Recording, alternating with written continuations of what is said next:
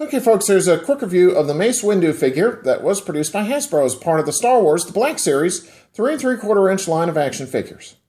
And I picked this up at Walmart for $9.99.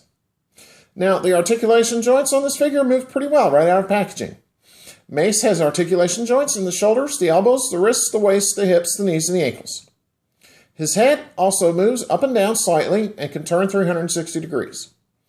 There are no ankle pivot joints on this figure, but even so, with all this other articulation, you're going to be able to get some nice action poses out of him. Paint apps were nicely done for the most part. There was some chipping on the forearm gauntlets and on his right elbow guard.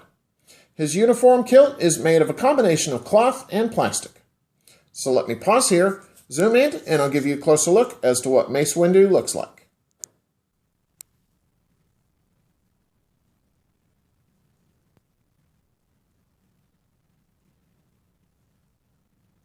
Okay.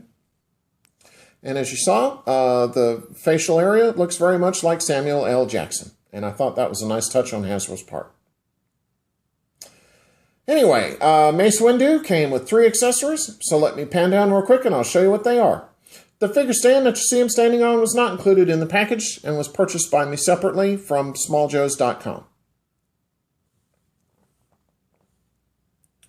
Okay, first up, here is his lightsaber in both activated and deactivated forms. Now, just like with most of the Jedi figures, you can peg the deactivated lightsaber hilt into a peg hole located near Mace's left hip. And finally, here is Jango Fett's severed head. Now, personally, I felt that this was kind of a morbid accessory to include.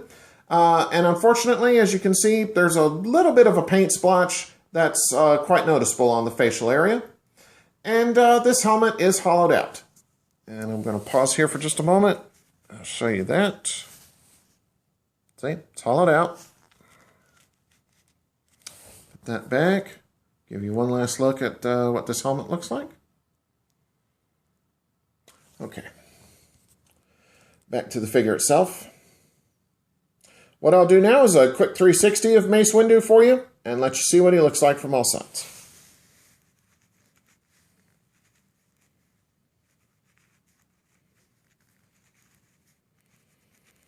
Okay.